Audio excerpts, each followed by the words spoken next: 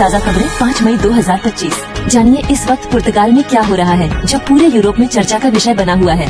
आज की खबर आपको हैरान कर देगी। अल्गर्वे होटल को दुनिया के बेहतरीन में शामिल किया गया। ट्रैवल प्लस लीजर मैगजीन ने दुनिया के 500 बेहतरीन होटलों की लिस्ट जारी की है और पुर्तगाल के केवल 3 विजेताओं में से एक विला विटा पार्क शामिल है। ये होटल अपने शानदार सेवा, स्थानीय और सतत विकास के प्रति प्रतिबद्धता के लिए प्रसिद्ध है। पुर्तगाल में टॉर्नेडो की पुष्टि।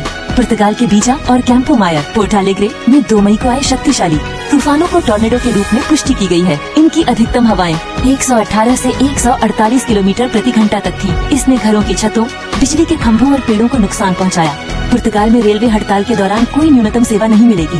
7 से 14 मई तक पुर्तगाल की रेलवे कंपनी सीपी कंबोइज डी पुर्तगाल के कर्मचारी हड़ताल पर रहेंगे। आर्बिट्रेशन कोर्ट ने फैसला किया है कि इस दौरान कोई न्यूनतम ट्रेन सेवाएं नहीं चलाई जाएंगी। हालांकि सुरक्षा सेवाएं, आपातकालीन ट्रेनों और पहले से चल रही ट्रेनों को उनके गंतव्य तक पहुंचाना अनिवार्य होगा। पिछले सप्ताह जब पुर्तगाल और स्पेन में बिजली गुल हो गई थी, तब भी हड़ताल के कारण सुबह 10 बजे तक ट्रेन सेवाएं पूरी तरह रुकी थीं। हड़ताल का कारण कम वेतन वृद्धि, जिससे क्रय शक्ति नहीं लौट रही। वेतन पुनर्गठन समझौते को लागू करने की मांग। इस हड़ताल में 13 से अधिक यूनियनें शामिल हैं, जिनमें एसएफ, एसिफिको, फैक्ट्रांस, सिनेफिक और एसएनटीएसएफ प्रमुख हैं। प्रवासी की मूलभूत योगदान की सराहना। राष्ट्रपति मार्सेलो रेबेलो डे सोसा ने पुर्तगाली अर्थव्यवस्था में प्रवासियों के योगदान को महत्वपूर्ण बताया।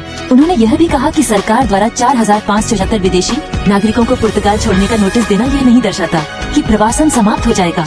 प्रवासी पुर्तगाल के विभिन्न क्षेत्रों में आवश्यक हैं और उनके योगदान को नकारा नहीं किया जा सकता। बहुत काम, कम कर्मचारी। पारिशियों की राष्ट्रीय संघ अन्नाफ्रे ने कहा कि नगर पालिकाओं को कार्य करने वाली कंपनियों की कमी हो रही है और कई सार्वजनिक टेंडर अधूरे रह रहे हैं।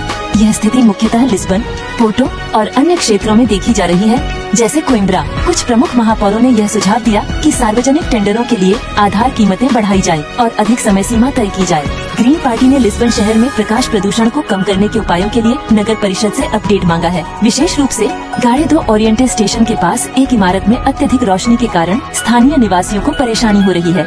नवीकरणीय ऊर्जा से 90% बिजली की आपूर्ति।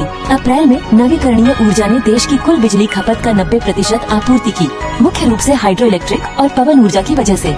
हाइड्रो इलेक्ट्रिक उत्पादन में 8.52 का उत्पादकता सूचकांक दर्ज किया गया, जबकि पवन ऊर्जा ने भी अच्छा प्रदर्शन किया। हालांकि सौर ऊर्जा का सूचकांक 0.67 था। सबसे ताज़ा और चौंकाने वाली खबर। प्रधानमंत्री ने प्रवासियों को निकालने की प्रक्रिया तेज करने से इनकार किया। पीएचडी पार्टी के नेता लुइस मोंटेनेग्रो ने कहा कि प्रवासियों को देश छोड़ने का नोटिस देना चुनाव की वजह से नहीं हो रहा है, बल्कि यह प्रक्रिया जून 2023 से ही चल रही है।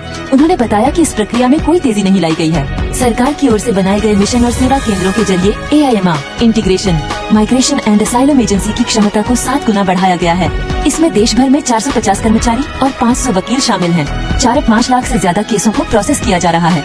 मोंटेनेग्रो ने विपक्ष की आलोचना करते हुए कहा कि वे सिर्फ सरकार को बदनाम करने पर ध्यान दे रहे हैं। उन्होंने कहा कि वे खुद विपक्ष में रहते हुए सरकार की अच्छी बातों को भी स्वीकारते थे। कल मंगलवार 6 मई 2025 को लिस्बन का मौसम सामान्यतः शुष्क और हल्का गर्म रहने की संभावना है। दिन के दौरान अधिकतम तापमान लगभग 19 डिग्री सेल्सियस और रात में न्यूनतम तापमान लगभग 13 डिग्री सेल्सियस रहने की उम्मीद है। आसमान में आंशिक रूप से बादल हो सकते हैं, लेकिन वर्षा की संभावना कम है। यह मौसम बाहर समय बिताने, पर्यटन स्थलों की सैर करने या कैफे में आराम करने के लिए उपयुक्त रहेगा। आज के लिए इतना ही। मिलते हैं कल। आपका दिन शुभ हो। Por hoje é só. Nos vemos amanhã. Que seu dia seja abençoado.